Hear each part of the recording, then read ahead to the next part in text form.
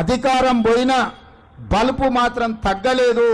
నీ బలుపు అనగదీసే బాధ్యత ఇక్కడున్న మా కాంగ్రెస్ పార్టీ కార్యకర్తలు తీసుకుంటారని చెప్పి ఈ టీఆర్ఎస్ సన్నాసులకు నేను చెప్పదలుచుకున్నా. ఆ సన్నాసి దుఃఖం బాధ ఏందని నేను కనుక్కుంటే అక్కడ వాళ్ళ అయ్య విగ్రహం పెడదాం అనుకున్నాడట. వాళ్ళ అయ్య పోయేదెప్పుడు, వీడు పెట్టేదెప్పుడు అక్కడ విగ్రహము?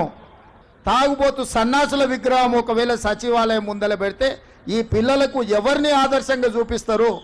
పొద్దున్న లేస్తే రాత్రి వరకు తాగి ఫామ్ హౌస్లో పొర్లాడే కేసీఆర్ విగ్రహం ఉండాలన్నా అక్కడ సచివాలయం ముందల?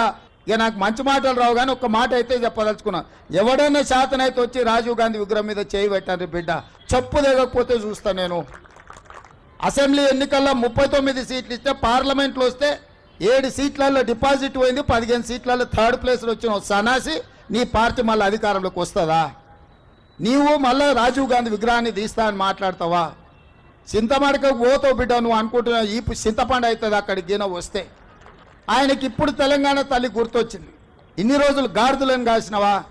10 సంవత్సరాలు తెలంగాణ తల్లి విగ్రహం పెట్టాలని సన్నాసి తెలంగాణ గురించి మాట్లాడే నైతిక హక్కు నీకెక్కడదని నేను అడగదలుచుకున్నా.